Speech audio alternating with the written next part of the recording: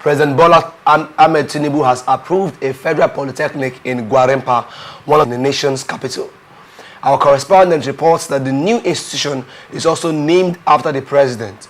In a letter dated January 16, 2025, and addressed to the FCT Minister, Nyesom Wike, the Minister of Education, Dr. Tunji Alausa, said the federal government had approved the establishment of Bola Ahmed Tinubu Polytechnic, Gwarempa, to promote technological, vocational, and entrepreneurial training in line with the national policy on education. Meanwhile, the chairman of the Abuja Municipal Area Council, AMAC, Christopher Zaka Michael Langu, has commended Tinubu for approving the establishment of a federal polytechnic in Gwarempa, a popular estate under the council. In a statement by his special assistant on media and public affairs, Kingsley Madaki, Michael Langu also appreciated the FCT minister for the role he played in making the dreams of FCT residents a reality. I would love to start from me approving a poly in FCT and naming it after himself. What's your opinion on this? Well, I think we're always facing shadows, chasing shadows. That's how we have decided to politicize all manner of governance in the country. I don't see that as a welcome development on my own part. Why do you say so? Because I think it's not by building or approving federal universities, federal polytechnics, or state polytechnics, or polytechnics and all of that. That is not where I think we should be looking at from. We have job, youth are crying for job opportunity. Okay, it's not just building institutions that students will go to school. Students are graduating from school every year. Students are graduating. How many numbers of students do we have graduating from each of the tertiary institutions? We have more than 20,000 students from different states, more than 1 million students from different states that are graduating every annual season. So what are we doing?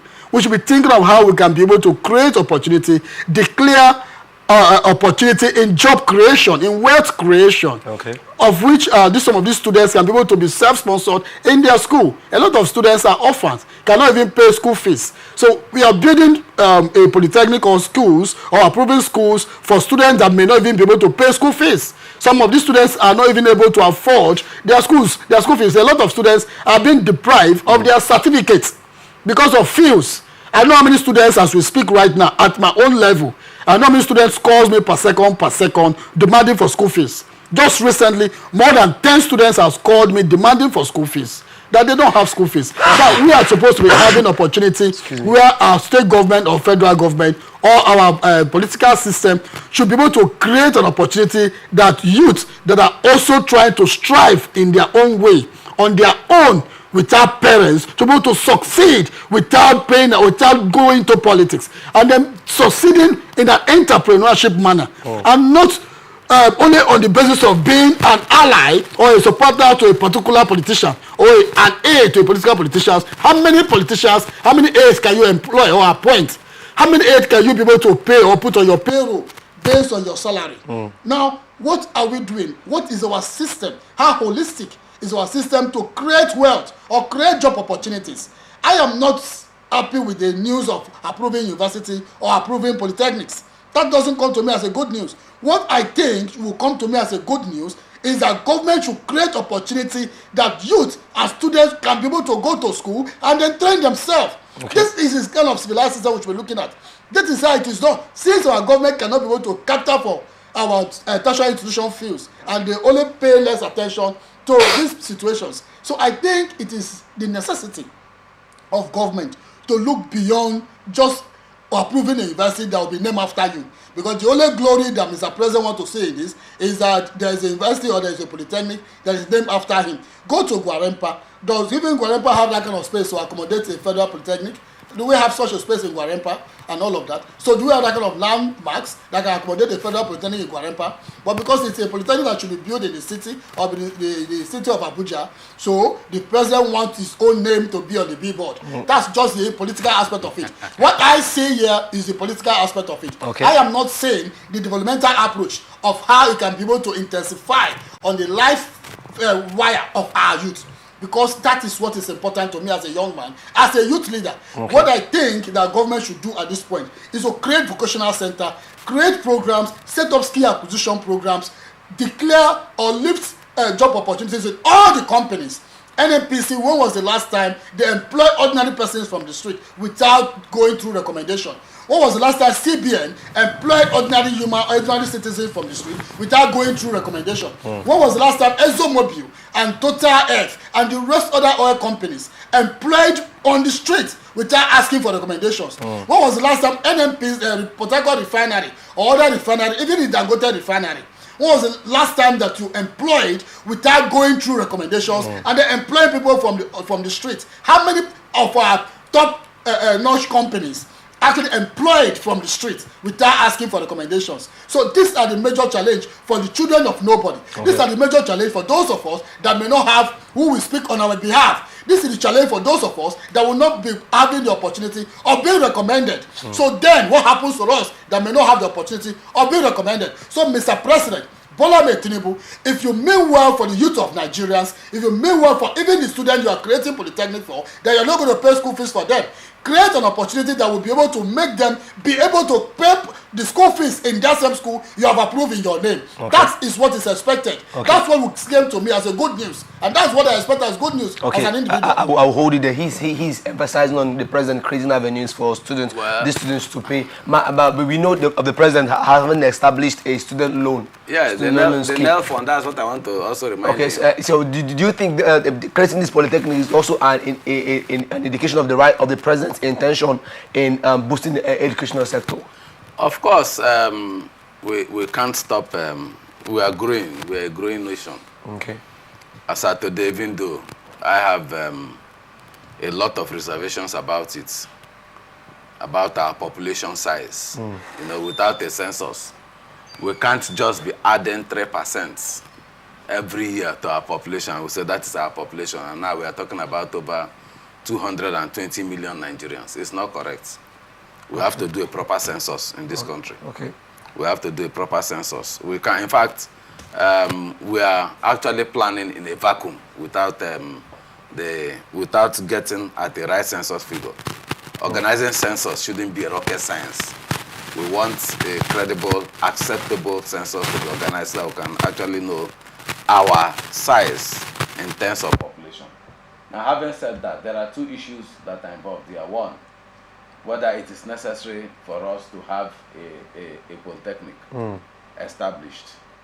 And two, whether it is appropriate to name the polytechnic after the president while he's still in seat. Yes, because the norm is that these things are named as honor. Yes, in honor. In honor, yes. After you have left, people can assess, what you have done, and then whatever should be named after you should be named after you. Now I will come to that, but let me first talk about the university. The approval, the NEL fund, that's an education fund, National Education Fund, is there for anybody that is willing to access. When they started on a very rough note with conditions and so on. You have to pay back immediately after you leave school.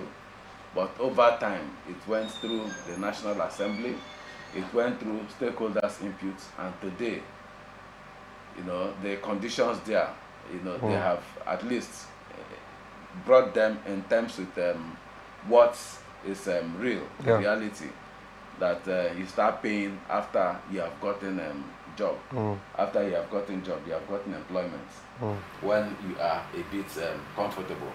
So the conditions are there, everybody has access. So we must give the present administration, we must give them that pass mark for having provided that facility. I'm aware that we used to have scholarships, federal government scholarships, but this will only add to whatever we have under NEL fund. Now, the Federal Polytechnic, Gwarinpa, if you look at, they said it is to boost vocational education, entrepreneurial education. Of course, that is what a polytechnic is all about.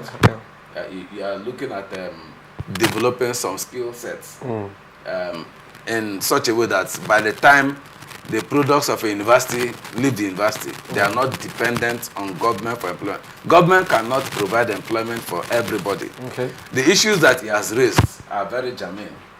How many people on the streets without knowing somebody get into employment in this country, both in the private sector and in the public sector. These are issues that are on the front burner when we look at our employment. But the important thing is that, yes, a polytechnic is necessary, and while we look at the other side of the naming, we must also give the credit between the minister, that's Alausa, and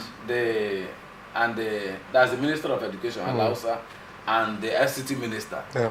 Both of them, one is providing the land and possibly will have to build, while the other at least has gotten the approval, being the Minister of Education. And as many, after all, they still approve universities, private universities up till now. Okay. So there is nothing wrong. Gwarinpa is a very big place. In fact, as a matter of fact, I lived in Gwarinpa for about 8 years. Gwarinpa is a big place. Okay. And the population there, in fact, Gwarinpa has up to phase 6 by the time I was living. Up to phase 6, Gwarinpa. And it's almost bordering Kubwa. Okay. It's almost bordering Kubwa in terms of the length, Okay. that it is currently occupying. So if we have, and it has, the space in Gwarinpa is massive. Okay. Like they say, it's the biggest estate in West Africa. Let me put it modestly, in West Africa. Okay. When they started with 1,000 housing units. 1,000 total housing units.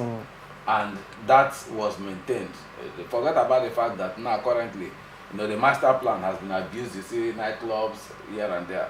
But it was purely as a residential area. And that was one estate where we saw Nigerians from all walks of life come to demonstrate their skills, especially in construction. Okay. It was started by Abacha. Okay. The late General Abacha, when he was head of state, he started it. And that is where sometimes, when you name public property after some people, some of us don't agree. If it was necessary, as at that time that estate was established with 1,000 housing units, of course Abacha would have taken it to himself. Okay. But now we are seeing, political patronage can both be vertical, starting from the bottom to the top and from top to bottom. Okay. So in some cases, it's now panders towards getting the president's attention, and in some cases people can even say politically get the president's patronage. Well, I am not falling for it. Okay. Because I know that by the time it will still go through the National Assembly. Okay. The National Assembly this is not a policy, they will take it to the National Assembly to actually legislate on the enabling acts. So at that point in time, the issue of naming and all those things will come to the front burner, and Nigerians will look at it. A situation where everybody now wants to name one institution or the other that you have established. I read one the other day where even the passports, that's what they call them now, Interior, Ministry of Interior, one of their major biometric centers, or one of their major centers for information, is also named, still within these 2 years, named after the president.